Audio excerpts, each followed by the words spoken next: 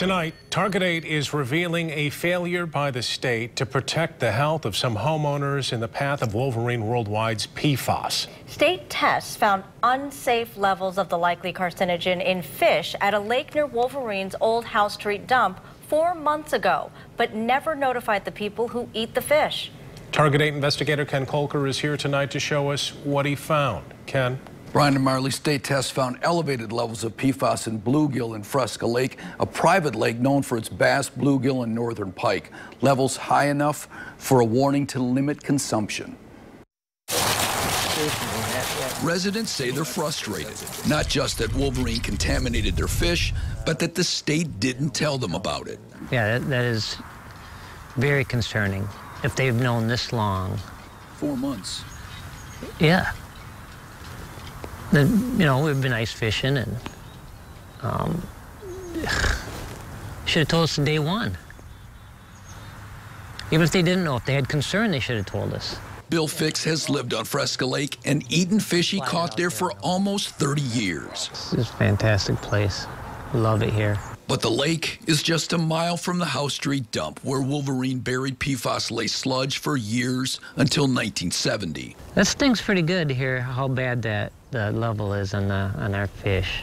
Emails released by the state through the Freedom Information Act describe how 3 different agencies grappled with how to notify neighbors. The state started testing fish from Fresca Lake in late September after questions were raised by residents.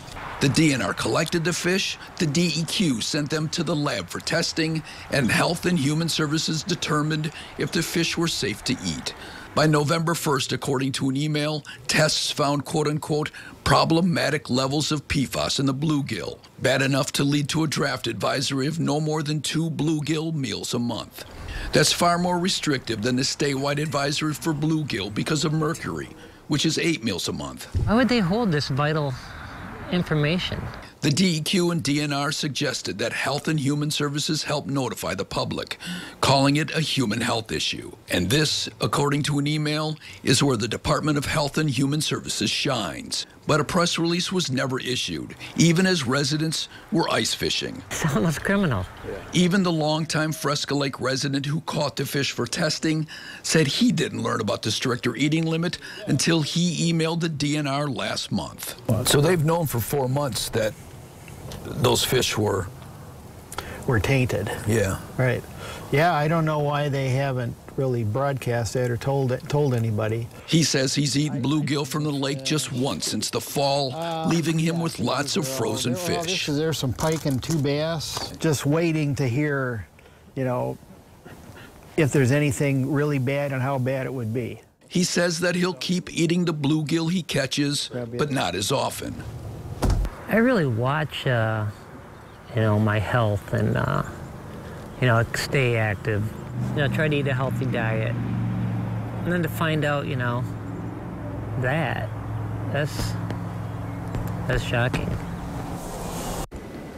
A spokeswoman for Health and Human Services told Target 8 it decided not to release the Fresca Lake results until later this spring with its annual Eat Safe Fish guidelines.